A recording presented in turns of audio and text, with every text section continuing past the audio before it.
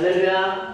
네. 우리 주님께 올려드리겠습니다. 우리 주님께 영광의 박수 올려드리겠습니다. 아멘.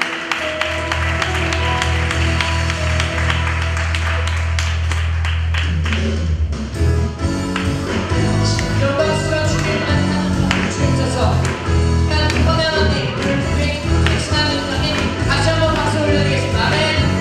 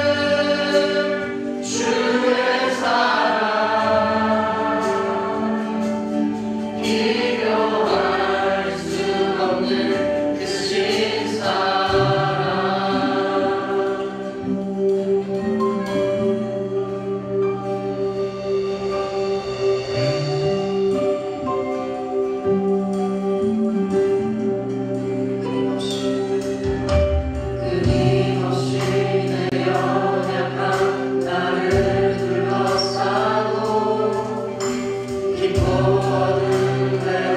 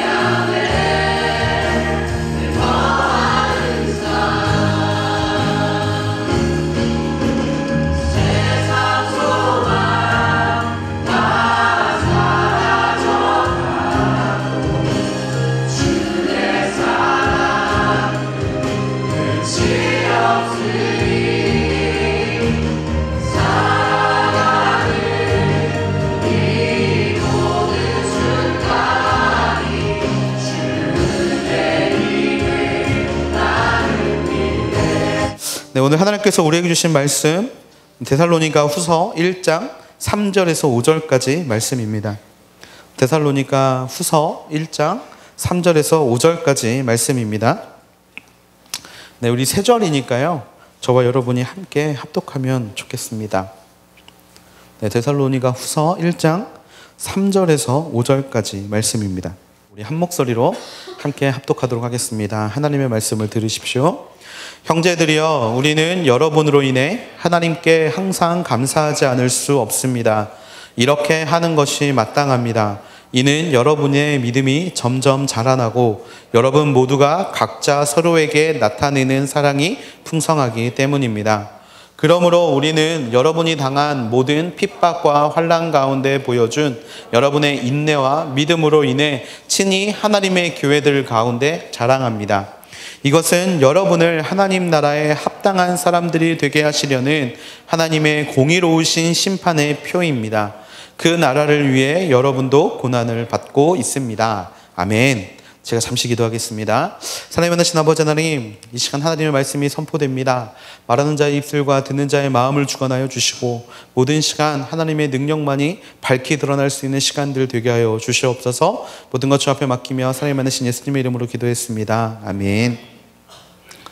네, 시험 기간이죠. 시험 기간이라 그런지 곳곳에 폭탄들이 많이 떨어져 있는데 시험 기간에 마음을 지킬 수 있는 여러분이 되기를 축원합니다.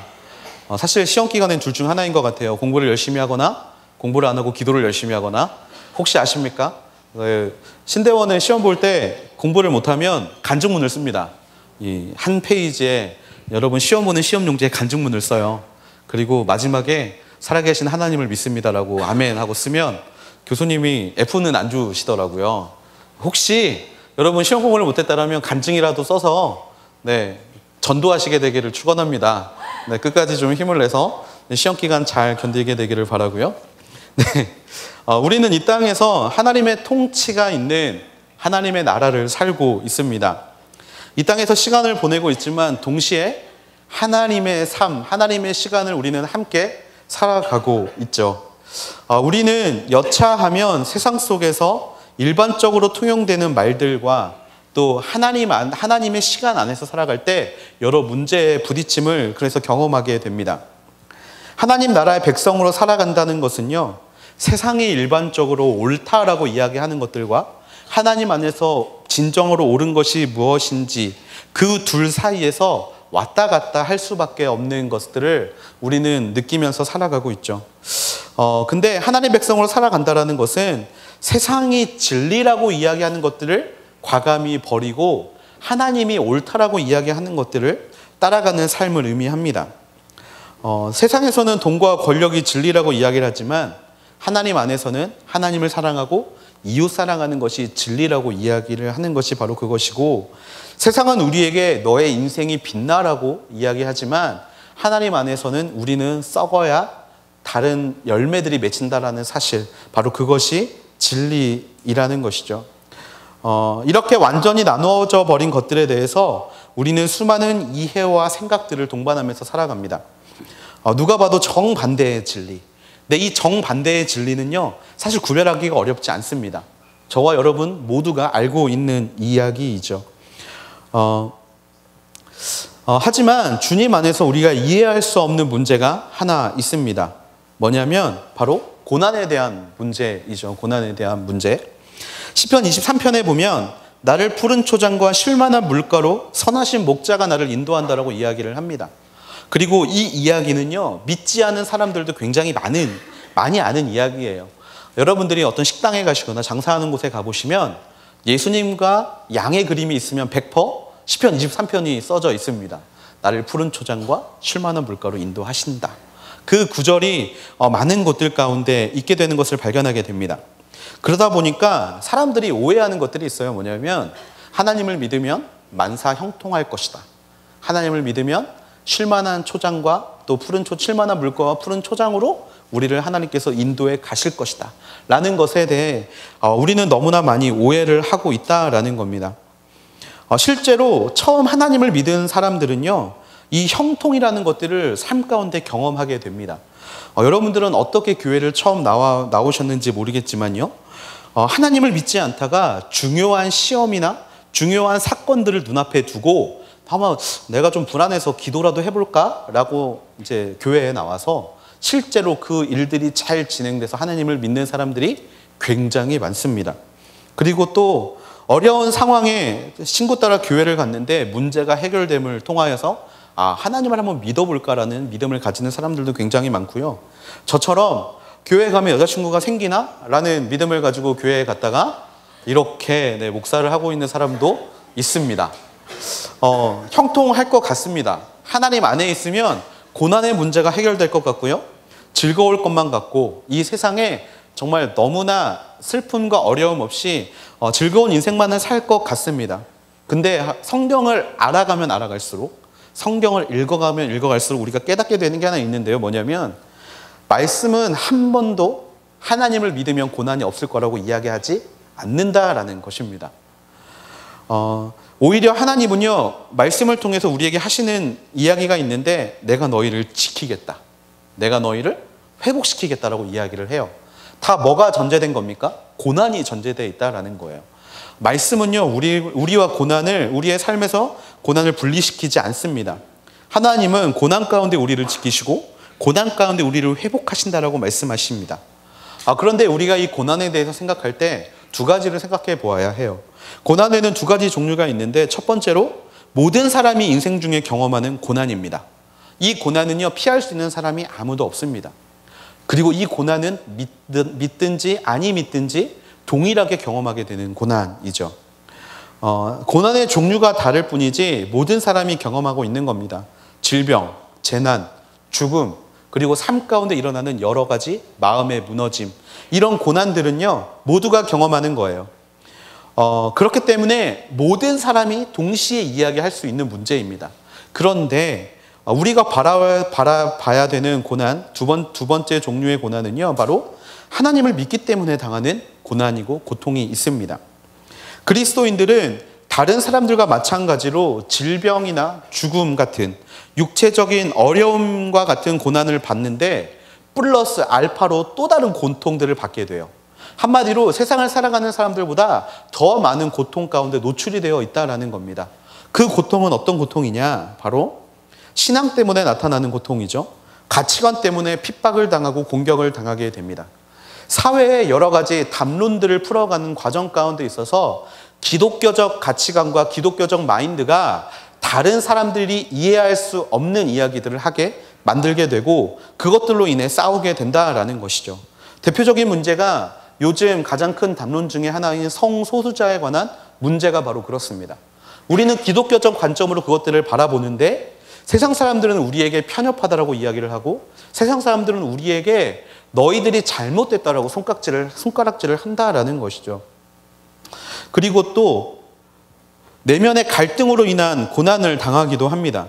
우는 사자와 같이 사단은 끊임없이 내 마음을 공격하고 있기 때문에 내 마음은 끊임없이 갈팡질팡하게 됩니다. 사실 지난주에 이제 저희가 친구 초청 예배를 진행을 했는데요. 그 과정 가운데 저희 MC 중에 한 명이 저에게 그런 전화를 했어요. 그 친구를 초청하고 싶은데 정말 이 친구에게 같이 하나님을 믿어보자라고 이야기는 하고 싶은데 말하기가 너무 싫다라는 거예요. 왜냐하면 학교 애들이 너무 무섭다. 우리 학교 애들이 너무 무섭고 내가 이런 것들을 그들한테 전하는 게 좀 굉장히 부담스럽다라는 이야기를 하는 거예요. 사실 이런 고민은 제 마음 가운데 어려움으로 찾아오기도 합니다. 왜냐하면 하나님을 믿지 않으면 생각하지 않아도 되는 문제예요. 하나님을 믿지 않으면 우리가 이것들을 대해서 고민하지 않아도 되는 문제입니다.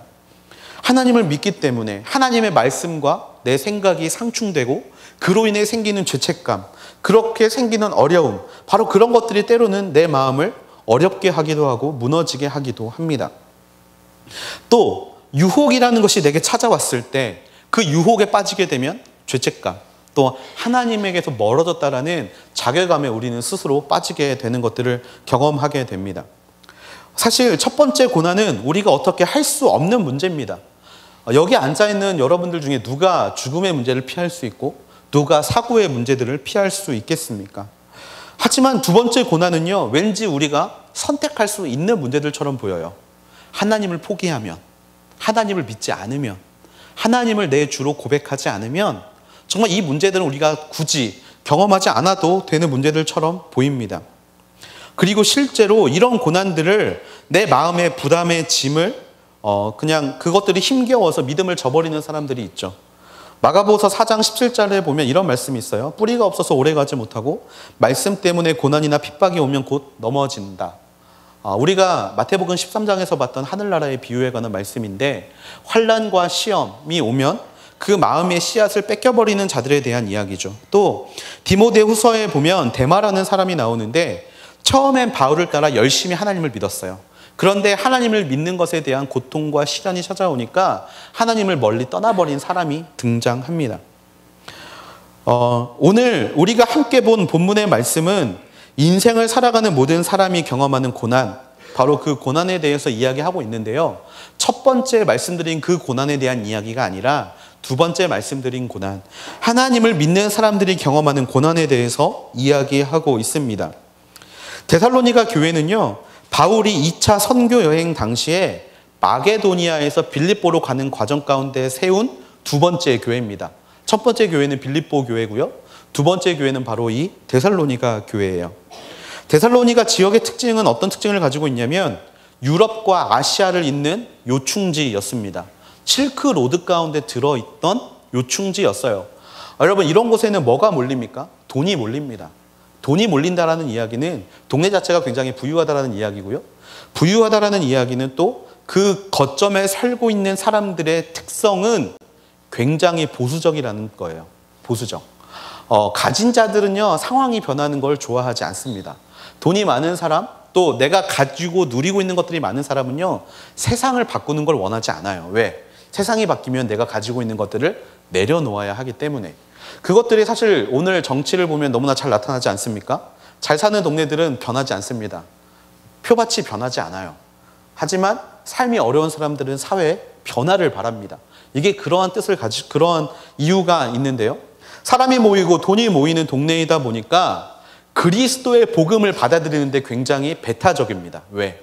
그리스도의 복음은 누가복음에서 이야기했던 것처럼 가난한 자에게 자유를 선포하고요, 눈먼 자에게 다시 보게 함을 선포하는 복음이기 때문에, 한마디로 부자를 위한 복음이 아니라 약하고 헐벗고 굶주린 사람들을 위한 복음이기 때문에 바로 그 복음이 데살로니가 교회 가운데 전해지는 데는 굉장한 어려움이 있었다라는 것이죠. 그런 곳에서 신앙생활을 하고 있던 데살로니가 교회 사람들은 실제로 굉장한 고통과 핍박을 받았습니다.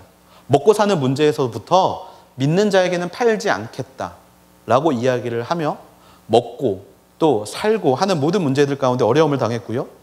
종교 재판소가 있었기 때문에, 공회라는 것이 있었기 때문에 그리스도를 주로 고백하게 되는 순간 육체적으로 수많은 어려움을 당했고, 또 로마가 그 기독교를 좋아하지 않았기 때문에 실제로 수많은 사람들이 순교를 당하는 그런 곳이 바로 데살로니가 교회였습니다. 바울이 그래서 거기에서 너무나 사역을 하고 싶어 했어요. 왜? 정말 그런 박해가 심한 곳에 은혜가 깊다라는 진리를 바울은 알고 있었기 때문에. 하지만 바울이 사역을 할 수가 없었습니다. 바울이 보이기만 하면 수많은 현지 유대인들이 바울을 죽이기 위해 달라들었고요. 또 바울을 수없이 40의 가만매를 때리기도 하고 바울을 죽이려고 칼을 들고 바울을 쫓아다녔던 동네가 바로 그 동네였기 때문에 그랬습니다. 그래서 바울이 갈 수가 없으니까 디모데를 통해서 그곳의 상황을 듣습니다. 디모데를 통해서 그곳에서 무슨 일이 벌어지고 있는지를 듣고 쓴 책이 바로 우리가 오늘 함께 보는 이 디모데 전후서라는 것이죠. 디모데에게 들려온 소식은 굉장히 좋은 소식이었습니다. 데살로니가 교회 성도들이 고난과 핍박 가운데 그들의 신앙생활을 잘 지키고 있다. 또 그들이 무너지지 않고 인내를 가지고 그것들을 잘 이겨나가고 있다라는 이야기를 듣고 바울은 다시 한번 그들을 세워주고 그들을 권면할 필요를 느꼈습니다. 그리고 다시 한번 그들을 위로함으로 끝까지 넘어지지 않도록 권면하기 위해서 데살로니가 후서를 썼다라는 것이죠.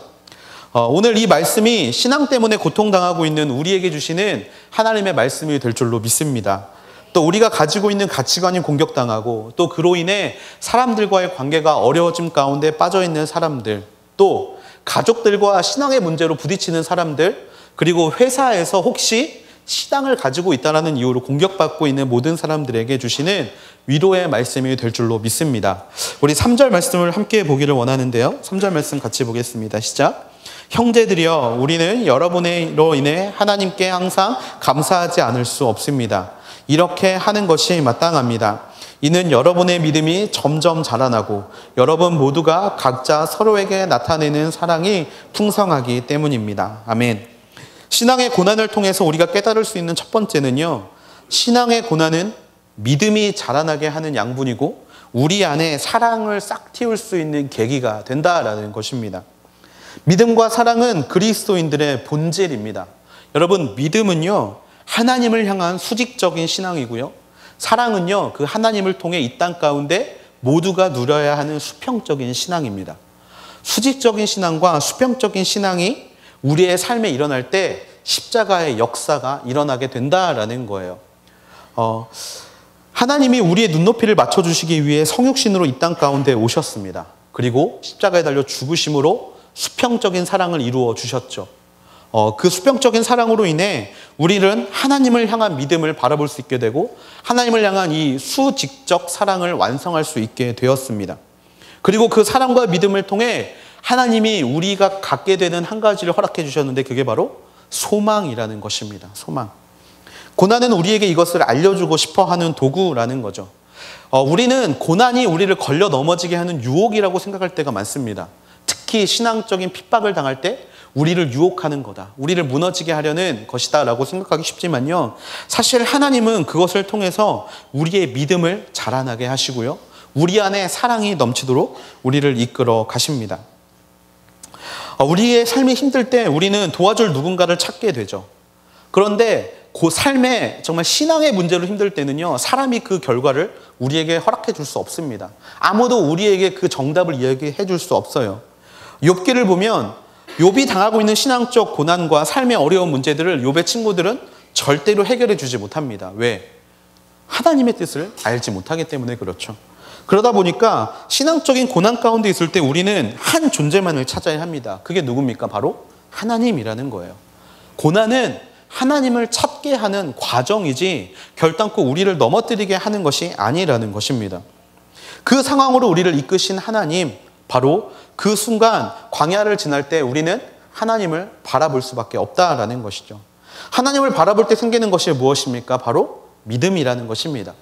믿음은요, 바라는 것들의 실상이고 보이지 않는 것들의 증거입니다. 믿음은 고난 가운데 우리의 확실한 증거가 되어주는데 바로 소망에 관한 증거가 되어준다라는 거예요. 고난을 겪음으로 우리가 얻게 되는 소망은 무엇이 있습니까? 하나님을 향한 믿음이 커진다라는 소망이에요. 그래서 고난은요, 우리에게 이 소망을 허락해 줍니다. 그리고 고난 가운데 있을 때 우리는 또 하나를 배우게 되는데 사랑하는 것을 배우게 됩니다. 여러분, 이제 자매님들은 군대를 가보지 않아서 훈련소를 경험하지 못하겠지만 이 남자들, 특히 군대에 가는 남자들은요, 훈련소에서 배우는 게 하나 있습니다. 무엇이냐면 바로 전우회라는 겁니다. 전우회. 이제 군대를 가게 될 분들은요, 훈련소를 기대하면서 갈 수 있게 되기를 바랍니다. 정말 50명, 저 때는 한 소대가 50명이었는데 50명의 빡빡머리들이 모여가지고 정말 서로 막 위로해주고 울면 막 눈물 닦아주고 막 이러면서 전우회가 쌓여갑니다. 왜냐하면 자유로운 세상 가운데 있다가 무언가 억압하고 막 저희 때는 좀 많이 폭력도 좀 있었는데 막 폭력을 사용하는 그 무리들 가운데 아무것도 할 수 없는 내가 너무 처참한데 옆에도 있는 애도 저랑 똑같기 때문에 동병상련을 느껴요. 그러다 보니까 전우회라는 게 생기게 됩니다. 함께 어려운 시간을 경험하고 그 시간을 견뎌내는 자들에게 생기는 게 바로 이 전우회예요. 전우회는 사랑입니다. 전우회는 사랑이에요. 마찬가지로 신앙의 고난을 함께 당하는 사람들이 함께 모여있는 곳에서 우리는 이 사랑을 경험할 수 있게 된다는 겁니다. 아무것도 우리의 힘으로 할 수 없잖아요. 그리고 나와 똑같은 어려움을 당하고 있잖아요. 그럴 때 우리 마음 가운데 이 사랑이 싹트게 된다는 거예요.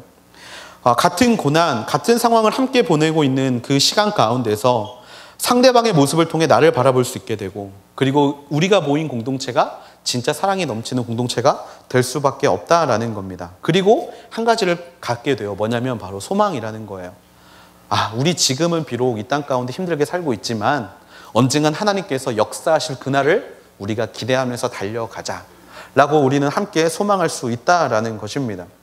신앙의 고난은요, 결국 믿음과 사랑을 통해 그 소망을 갖게 한다라는 거예요. 하나님과 함께할 그날, 슬픔과 걱정도 없는 그날, 기쁨으로 가득 찬 그날을 우리가 소망하고 살아갈 때 고난은 바로 그 소망으로 들어가게 되는 열쇠, 믿음과 사랑을 우리 가운데 허락하는 도구가 된다라는 것입니다. 믿음, 소망, 사랑, 그래서 이 세 가지가 중요합니다. 이 세 가지는요, 하나님을 바라보게 할 수 있는 열쇠, 고난을 이겨낼 수 있게 하는 열쇠가 되는 줄로 믿습니다. 신앙의 고난이 우리에게 찾아올 때 첫 번째로 기억해야 될 것, 바로 믿음과 사랑은 하나님을 향한 소망을 키워줄 수 있는 귀한 열쇠이다라는 것을 깨닫게 되는 저와 여러분이 되기를 축원합니다. 4절 말씀을 함께 보기를 원하는데요. 4절 말씀 함께 보겠습니다. 시작. 그러므로 우리는 여러분이 당한 모든 핍박과 환난 가운데 보여준 여러분의 인내와 믿음으로 인해 친히 하나님의 교회들 가운데 자랑합니다. 바울이 데살로니가 교회 성도들을 자랑할 수 있는 이유, 그리고 그들이 신앙의 고난을 통해 깨달을 수 있는 두 번째는 바로 생각과 성격을 버리고 인내와 믿음을 지켜야 한다라는 것입니다. 데살로니가 교회 성도들은 인내와 믿음에 대해서 바울은 자랑하고 있습니다. 사실 신앙적인 핍박은요, 내가 잘못해서 찾아오는 경우가 거의 없습니다. 신앙적 핍박은 내가 잘못해서 찾아오는 것이 아니라 이유가 우리에게 없는데 우리에게 찾아오는 것들이 대부분일 때가 많습니다. 그러다 보면요, 우리가 굉장히 참기가 힘들 때가 많습니다. 왜냐하면 그 이유가 우리에게 없기 때문에 참기 힘들고, 또 우리가 그 순간 가운데 반발하게 될 때가 굉장히 많죠. 그러다 보면 그것들이 폭력으로 나타나기도 하고 분노와 적개심으로 나타나기도 합니다. 신앙적인 고난은요, 우리 안에서 이러한 생각들을 일어나게 해요. 그렇기 때문에 우리가 버려야 할 것들이 있습니다. 첫 번째로 뭐냐면 생각을 버려야 합니다. 우리의 생각은 끊임없이 왜를 물어봅니다. 고난이 찾아올 때 이게 왜 나한테 찾아오지를 우리는 생각하게 됩니다. 왜냐하면 어릴 때부터 습관적으로 우리는 왜에 대한 질문을 하면서 자라왔기 때문에 그렇습니다. 요즘 은성이가 저한테 가장 많이 하는 말이 이겁니다. 아빠 왜? 라고 계속 합니다. 제가 숟가락을 가져가면 아빠 왜? 이러고요. 제가 하품을 하면 아빠 왜? 라고 이야기를 하고, 은성아 자러 가자 그러면 아빠 왜? 라고 이야기를 합니다. 그러면 저는 이제 항상 대답을 해주죠. 우리는 이 왜라는 질문을 항상 살아가고 있습니다. 그러다 보니까 고난이 찾아오면 제일 먼저 생각하는 게 하나님 왜예요. 하나님 왜 이 고난이 저에게 찾아옵니까? 하나님 왜 이런 고난을 내가 경험하게 하십니까? 라고 이 왜에 대한 질문을 하게 됩니다. 그런데 고난 앞에서는 왜라는 질문이 사실은 의미가 없습니다. 왜냐하면 하나님의 프레임을, 하나님의 생각을 우리의 생각의 프레임에 끼워 맞추는 게 바로 이 왜라는 것이기 때문에 그렇습니다. 하나님은요, 우리의 생각을 뛰어넘으시는 분입니다. 우리가 납득하지 못하지만 하나님은 그 일들을 통해서 무언가를 이루어 가신다는 사실을 저와 여러분의 말씀을 통해 너무나 많이 알고 있죠. 하지만 우리가 왜라는 것을 생각하게 되는 순간 하나님의 주권이 사라지게 됩니다. 하나님이 우리를 납득시켜야만 합니다. 하나님이 우리의 생각의 틀에 당신의 계획을 맞추셔야만 합니다. 특히 고난이라는 것은요, 그 결과, 그 이유에 대해서 우리가 깨닫게 되는 건 정말 수 없는 시간이 지난 뒤에 깨닫게 됩니다. 하나님의 스케일을 우리가 감당하지 못한다라는 것이죠. 그래서 우리는 왜라는 질문 안에 하나님을 가두어 두어서는 안 됩니다. 아까도 이야기했지만 고난의 대표적인 인물 욥은요 42장으로 구성되어 있는 성경인데 38장이 고난에 대해서 이야기합니다. 그런데 그 고난에 대해서 욥은 하나님께 이렇게 물어봐요. 왜 이런 고난이 내게 찾아옵니까? 왜 이런 고난 가운데 내가 살아가야 합니까? 근데 하나님의 대답은요, 그 왜에 대해서 절대 대답해 주지 않으세요. 욥의 그 왜에 대한 질문에 하나님은 자신의 존재로 대답하십니다. 무슨 이야기냐면 고난을 경험하는 사람들은요, 왜에 집중할 것이 아니라 하나님의 존재에 집중해야 한다라는 거예요.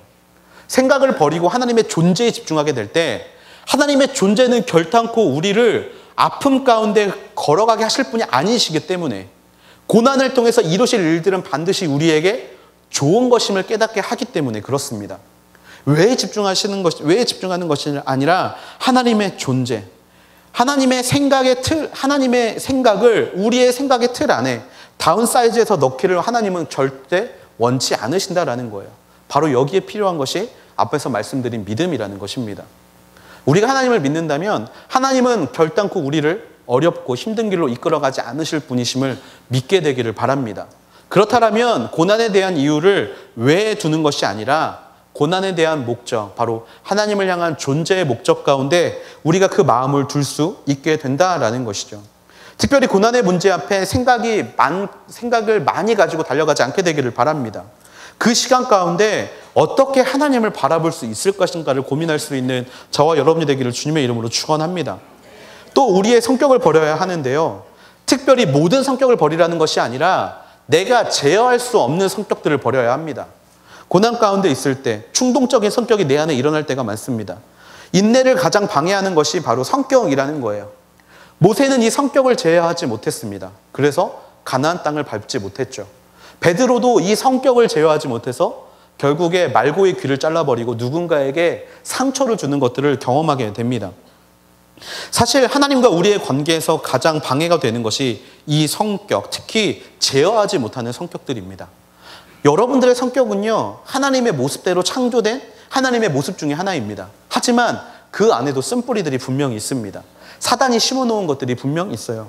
그 대부분의 그것 중에 가장 많이 나타나는 부분이 무엇입니까? 욱하는 성격. 욱하는 성격. 인내를 참지 못하는 대부분의 것이 바로 이 욱하는 성격 아닙니까? 저도 이 욱하는 성격을 다스리지 못할 때가 되게 많아요.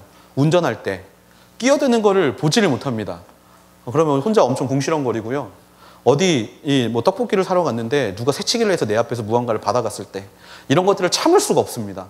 근데 하나님은 그때마다 이야기하시거든요. 너 그 성격 버려야 돼. 성격 고쳐야 돼. 그거 빨리 먹는 게 뭐 그렇게 중요하다고. 주인 아주머니에게 그렇게 화를 내고 내 테이블보다 옆 테이블 짜장면이 먼저 나왔다고 왜 그렇게 짜증을 내고 정말 이 욱하는 모습 버려야 되라고 하나님도 끊임없이 저한테 말씀을 하시거든요. 근데 정말 이 욱하는 성격, 특히 고난의 문제 앞에서 욱하는 성격을 우리는 버려야 합니다.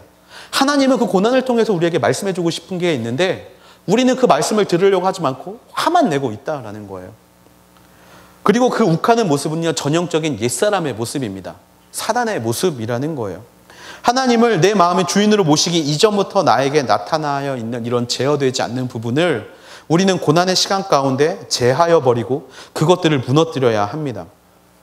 사단이 우리를 가장 많이 무너뜨리는 도구가 바로 그 욱하는 성격 아니겠습니까?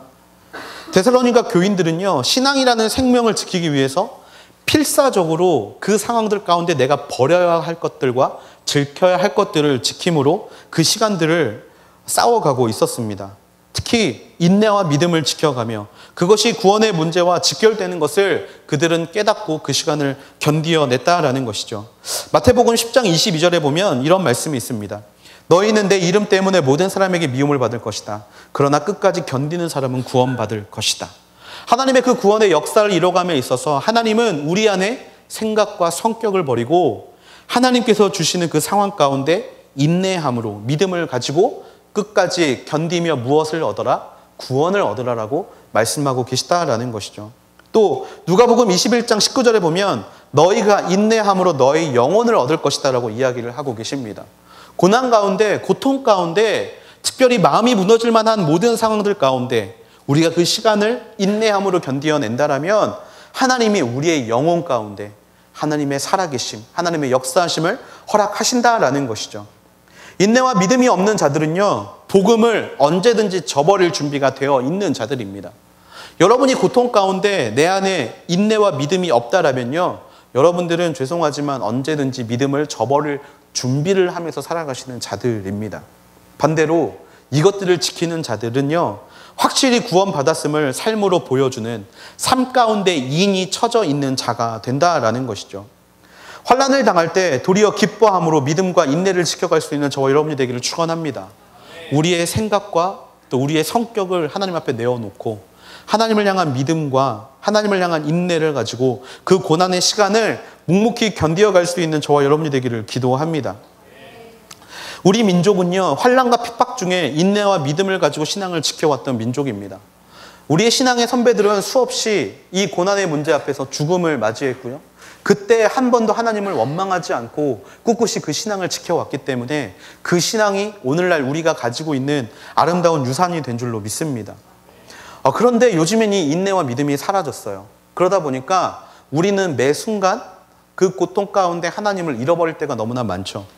특별히 지금 현실의 시대를 살고 있는 우리 가운데 찾아오는 이 신앙적 핍박은요, 옛날 사람들이 당하는 그런 목숨의 핍박이 아닙니다. 어떤 핍박이냐면 유혹에 대한 핍박이에요. 유혹의 핍박. 사단이 전략을 바꾼 거예요. 포스트 모더니즘 시대로 변하고 나서 절대 진리가 사라져버렸기 때문에 상대적 진리로 우리를 유혹하기 시작합니다. 그리고 그것이 바로 우리가 이 시대 가운데 경험하고 있는 고난이라는 거예요. 어떤 고난입니까? 타협이라는 고난입니다. 여러분, 신앙을 가지고 있는 우리에게 끊임없이 타협하라고 오는 요구가 굉장히 많습니다. 우리에게 이렇게 이야기를 하죠. 꼭 그렇게 너만 잘났다라고 살아야 하느냐. 여러분이 가장 좋아하는 말들 중에 하나가 중도라는 말 아닙니까? 중간이 가장 좋은 거 아니야? 그리고 또 뭐라고 이야기를 하십니까? 좋은 게 좋은 거야 라고 이야기를 하죠. 하지만 하나님의 진리는 절대 타협될 수 있는 것이 아닙니다. 여러분, 세상을 향해 선포하셔야 합니다. 그것은 죄다라고 선포하셔야 합니다. 요즘 목요일날 방송을 하면서 수많은 질문들을 받게 되는데요. 대부분의 질문들이 어떠한 뉘앙스를 풍기고 있냐면 자기 합리화에 대한 질문들을 풍기고 있습니다. 목사님, 이 정도는 괜찮지 않습니까? 이 정도는 괜찮지 않나요? 꼭 그렇게 살아야 합니까? 라는 질문들이 수없이 들어오고 있습니다. 여러분, 그때 왜 합리화를 시키고 싶어 하십니까? 타협하고 싶기 때문에 아닙니까? 마음의 죄책감을 덜어버리고 싶기 위해서? 정말 내가 이 하나님만 믿지 않으면 이것 때문에 마음 어려워하지 않아도 될 텐데, 사단은 끊임없이 그 타협의 길로 우리를 이끌어 간다라는 거예요. 또 세상이 우리에게 손가락질하는 것을 듣기 싫습니다. 동성애의 문제, 동성애는 분명히 죄다라고 말하고는 우리의 모습을 세상은요, 너희 너무 편협한 거 아니냐, 그 말을 하는 게 왠지 듣기가 싫습니다. 나는 관용적인 사람이고 나는 포용력이 넓은 사람인데 왜 그 문제에서 내가 그것에 관용을 가지지 못하는가. 그러다 보면 무엇을 하게 되냐? 타협을 하게 되는 거예요. 한 번도 말씀은 사람을 미워하라고 한 적이 없습니다. 죄를 미워하라고 한 것이죠. 그리고 죄인들을 하나님은 한 번도 버린다라고 말씀하지 않으십니다. 하나님 앞에 돌아오는 자를 하나님은 품으신다라고 말씀하시죠. 하지만 우리 안에는 타협점을 찾고 싶어 한다라는 거예요. 그냥 좋은 게 좋은 거지. 나는 너희들을 사랑해. 나는 너희들을 사랑해. 우리들은 그들을 사랑하지 않는다라고 이야기합니까? 절대 아니라는 거예요. 그런데 우리 마음 가운데 그 타협의 문제들이 사실 오늘날 우리에게 신앙의 고민으로 찾아올 때가 너무나 많다라는 겁니다. 하지만 우리는 기억해야 합니다. 우리가 가지고 있는 하나님을 향한 진리는요, 절대 타협을 위해 사용되어야 하는 진리가 아니라는 것입니다. 그래서 여러분이 그 상황 가운데 마음의 불편함과 어려움이 있다 할지라도 하나님을 향한 인내와 믿음으로 그 시간들을 아름답게 견디어내야 할 줄로 믿습니다. 그게 오늘날 우리에게 허락하신 고난의 시간이라는 거예요. 고난의 시간. 쿨하게 보이기 위해서 하나님의 진리를 타협하지 않게 되기를 바랍니다. 관용적인 사람처럼 보이기 위해서 하나님의 진리를 타협하지 않게 되기를 바랍니다. 5절 말씀 함께 보기를 원하는데 5절 말씀 같이 한번 보겠습니다. 시작. 이것은 여러분을 하나님 나라에 합당한 사람들이 되게 하시려는 하나님의 공의로우신 심판의 표입니다. 그 나라를 위해 여러분도 고난을 받고 있습니다. 아멘. 고난을 통해 하나님이 우리에게 주시는 세 번째 말씀, 사실 이것 때문에 우리가 고난을 그렇게 소망을 가지고 인내와 믿음을 가지고 견뎌내야 합니다. 그것은 무엇이냐면 고난을 통한 하나님의 계획은 무엇이냐, 바로 하나님 나라에 합당한 자인지를 판별하기 위함이라는 것입니다. 고난의 시간을 인내와 믿음으로 견딘다는 이야기는 바로 하나님을 향한 소망을 이뤄간다라고 제가 앞에서 말씀을 드렸습니다. 그 소망은 무엇입니까? 하늘나라에 들어가는 소망이라는 거예요. 지금은 비록 땅을 버타며 우리가 살고 있고 땅에 일어나는 여러 가지 일들 때문에 마음 어려워하고 힘들어하고 있지만 이 시간을 우리가 견디는 이유는 무엇입니까? 하나님의 나라에 들어가는 그 날을 꿈꾸고 소망하기 위해서 우리는 이 시간, 이 고통의 시간을 견디고 있습니다. 소망이라는 것은요, 그것이야말로 바로 하나님 나라에 들어갈 수 있는가 없는가를 알아볼 수 있는 우리 몸에 새겨진 하나님의 인증의 표시인 줄로 믿습니다. 고난의 문제는 우리의 소관이 아닙니다. 사실 고난의 문제는 우리가 어떻게 할 수 있는 문제가 아니에요. 우리의 삶의 고난의 문제는 절대 사라지지 않습니다. 그렇다면 그것에 의미를 부여하는 것보다 그것을 통해 우리가 무엇을 얻을까에 집중해야 한다라는 거예요. 특히 하나님은 그것을 통해 우리가 하나님의 나라에 합당한 사람인지를 알아보기를 원하십니다. 그러면 우리가 그 하나님의 나라에 합당한 사람인지 하늘나라에 대한 소망을 가지고 우리는 살아갈 수 있어야 한다라는 거예요. 제가 정말 좋아하는 찬양 중에 순례자의 노래라는 찬양이 있습니다. 그 찬양의 가사가 무엇이냐면 저 멀리 배는 나의 시온성 오 거룩한 곳 아버지 집 내 사모하는 집에 가고자 한밤을 세웠네. 저 망망한 바다 위에 이 몸이 상할지라도 오늘은 이곳 내일은 저곳 주 복음을 전하리. 순례자라는 사람이 복음을 전하는 이유는 하나입니다. 망망한 바다 위에 몸이 상해도 복음을 전하는 이유는 하나예요. 무엇이냐면 그의 소망이 저 거룩한 아버지의 집에 있기 때문에. 그게 소망을 품고 사는 사람의 모습 아닙니까? 마찬가지로 이 땅을 살아가는 우리의 모습들 가운데는 이런 모습이 있어야 한다라는 겁니다. 마태복음 5장 10절 말씀에 보면 의를 위하여 핍박받는 자는 하늘나라가 저희들의 것이라고 이야기를 했습니다. 하나님의 그 의를 위하여 핍박당하고 하나님의 그 의를 위하여 어려움을 당하는 자에게 하나님은 하늘나라를 분명히 허락해 주시는 줄로 믿습니다. 하늘나라는 아무에게나 주어진 곳이 아니에요. 그것들을 믿고 또 그것들을 향한 소망을 가지고 이 땅 가운데 고난을 얻는 자에게, 고난을 당하는 자에게 주시는 하나님의 선물이라는 것입니다. 그리스도인들은요, 그리스도를 영화롭게 하는 자들입니다. 우리의 정체성을 잊어버리면 절대 안 됩니다. 행복할 때, 즐거울 때만 하나님을 찬양하고 그 이름을 높이는 자가 되는 것이 아니라 고난 가운데서 정말 어떠한 상황에도 어떠한 환경에도 상관없이 그리스도인을 높이는 자, 그게 바로 진정한 그리스도인이 되는 줄로 믿습니다. 고난의 문제가 우리에게 찾아올 때 그 고난에 집중하지 않게 되기를 바랍니다. 고난에 집중하는 것이 아니라 하나님의 존재에 집중할 수 있는 저와 여러분이 되기를 기도합니다. 삶의 어려운 문제들이 찾아올 때 왜 이런 고민이 나에게 찾아올까? 생각할 수 있습니다. 하지만 거기에 함몰되면 하나님을 바라볼 수 없습니다. 고난의 문제 가운데 여러분 살아가고 계십니까? 그렇다면 특별히 신앙적 고민 가운데 살아가고 계시다라면 하나님 안에 인내와 믿음을 보여주시고 그로 인해 소망의 열쇠를 얻게 되는 저와 여러분이 되기를 주님의 이름으로 축원합니다. 소망의 열쇠, 그것이야말로 고난을 이겨내는 믿는 자들의 태도이고 믿는 자들의 열쇠인 줄로 믿습니다. 때로는 그 고난이 나를 무너뜨릴 수 있습니다. 때로는 이 시대 가운데 타협의 이야기가 나의 마음을 어렵게 할 수도 있고 나의 마음을 정말 완전히 부셔뜨려 버릴 수도 있습니다. 하지만 우리의 소망은 이 땅에 있는 것이 아니라 하늘나라에 있는 줄로 믿습니다. 넘어지고 깨지고 고난 가운데 어려워도 하늘에 소망을 두고 인내와 믿음의 모습을 가지고 믿음과 사랑을 키워가며 하나님 앞에 달려갈 수 있는 저와 여러분이 되기를 주님의 이름으로 축원합니다. 고난 가운데 승리하십시오. 그래서 하늘나라를 선물로 받으십시오. 이 땅 가운데 살아가는 우리 모두 그 하늘나라 가운데 함께 만나게 될 줄로 믿습니다. 우리 시간에 좀 같이 기도하기를 원하는데요. 우리 시간에 먼저 기도할 때 하나님 앞에 이렇게 기도하기를 원합니다. 하나님, 고난의 이유를 찾는 자가 되지 않게 하여 주시고 삶에 찾아오는 신앙의 고난의 문제 가운데 하나님만 바라볼 수 있는 하나님의 자녀들이 되게 하여 주시옵소서. 아버지 하나님, 우리가 고난의 이유에 집중할 때 아버지 하나님을 바라보지 못할 때가 너무나 많이 있습니다. 하나님을 잘 믿는다라고 했는데 왜 이런 고통이 찾아오는가 묵상하면요, 내 안에 불만과 어려움과 아버지 하나님이신 사단이 주는 마음으로 인해 아버지 우리가 사로잡혀 버릴 때가 너무나 많이 있습니다. 아버지, 그때 고통의 이유에 대해 집중하지 않게 하여 주시고 고통의 목적에 대해서 집중하지 않게 하여 주시고 오로지 하나님께로만 집중할 수 있는 하나님의 자녀들 되게 하여 주시옵소서. 하나님의 존재를 바라볼 때 모든 고난의 이유가 사라지게 되고 아버지 하나님 모든 고난의 원인이 사라지게 되며 모든 고난의 아버지 하나님 그 목적이 사라지게 되는 줄로 믿습니다. 오직 하나님의 존재를 바라보고 그 존재 안에서 나를 향해 놀라운 것들을 허락하신 하나님, 그 하나님을 향한 신뢰를 가지고 그 시간들을 아름답게 이겨나갈 수 있는 하나님의 귀한 자녀가 되게 하여 주시옵소서. 하나님만 바라볼 때 기쁨이 있고 하나님만 바라볼 때 내 안에 회복이 있고 하나님만 바라볼 때 내 안에 치유가 있게 될 줄로 믿습니다. 아버지 하나님이시여, 그 하나님을 바라볼 수 있는 하나님의 귀한 자녀가 되게 해달라고 우리 시간 함께 기도함으로 나아가시겠습니다.